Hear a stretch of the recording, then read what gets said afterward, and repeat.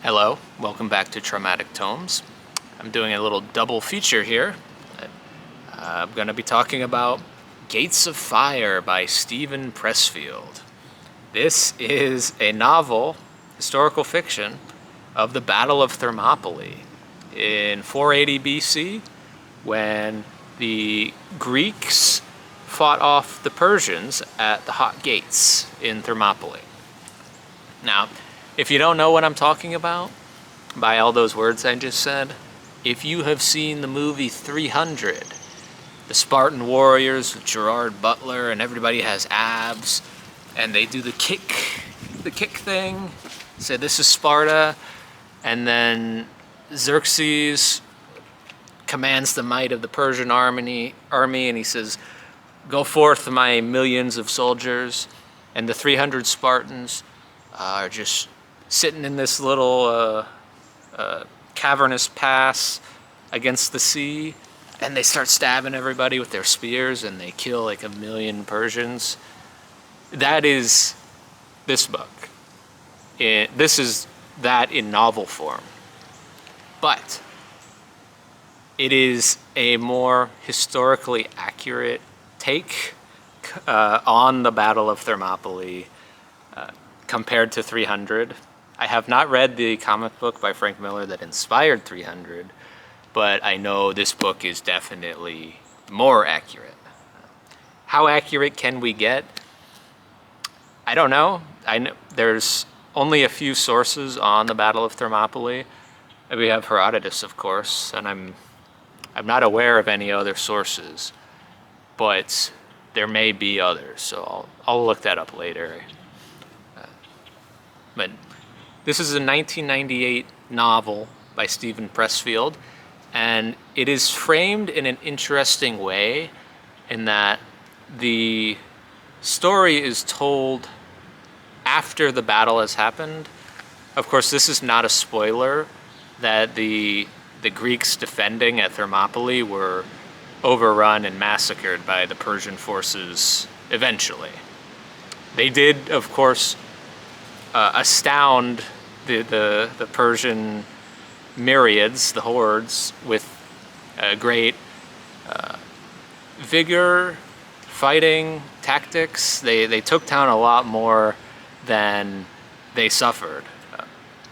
But the Persians won, of course, with overwhelming force. But yeah, the battle's over, and there's found by the Persians one survivor, and that is a Greek named Ziones, who was a squire of one of the Spartan warriors.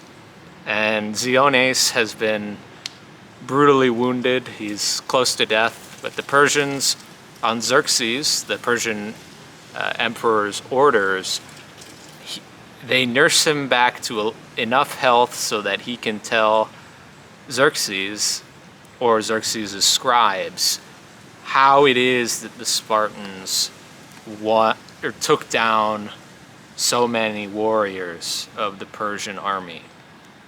And Ziones, in order to tell the story of how the Spartans fight, he had to tell the story of his life, where Ziones was not actually a Spartan.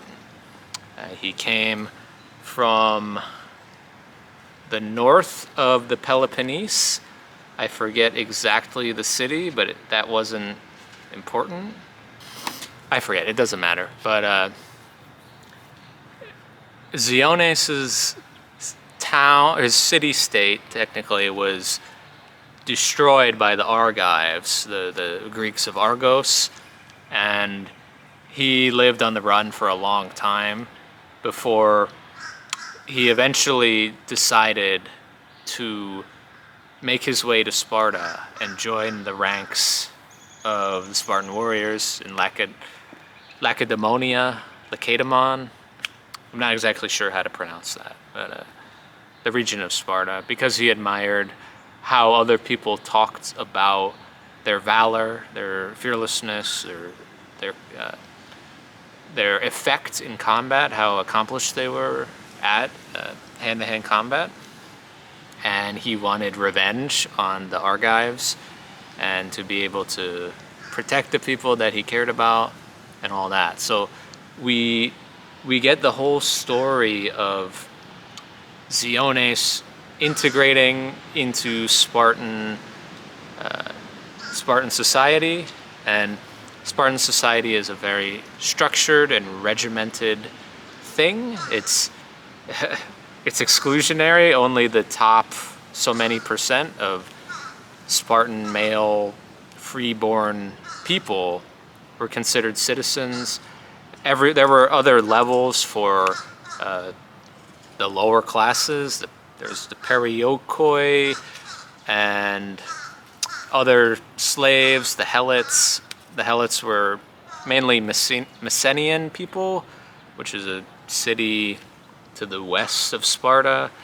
But that whole generation, that whole territory was enslaved by Sparta so that they could have farmers and housekeepers and such, while the few official Spartans were part of the warrior class. And the reason they had so much leisure time, to leisure meaning free time, not that they were pursuing leisure. The reason they had so much free time is because they had enslaved other people to do that for them. So that's why they could be so good at combat. But since Xiones, the main character, was freeborn and he chose to join Sparta, he was not a slave. He was more of an assistant, and he eventually became a squire. But he gets paired up with a young Spartan recruit whose father was a bigwig in the Spartan hierarchy, and they grow up together, and Xiones interacts with him and the other famous Spartan warriors, of course, King Leonidas. You also have Polynikes, Dianakes. Who else were? Those were the three main guys, but there were a lot of other inspiring characters. Some interesting ones too. There was a half Helot, half Spartan slave, technically, named Decton, who was called Rooster.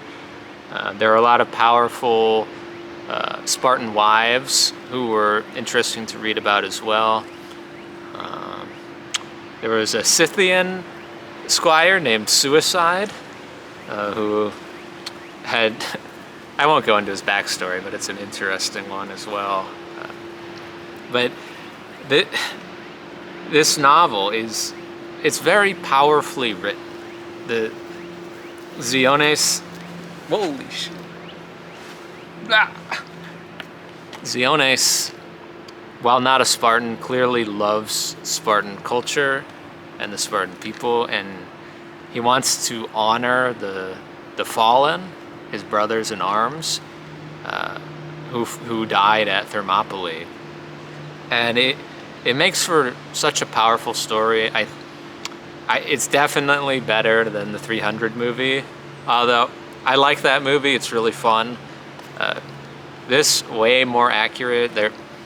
There were 300 official Spartan warriors at the battle, but unlike in the movie, there were a ton of other Greeks, like thousands of other Greeks, plus the Spartan squires, plus the Spartan slaves, who were all at the battle. There was like 5,000 or 6,000 Greeks at the battle, and at the battle, all of them fought. Or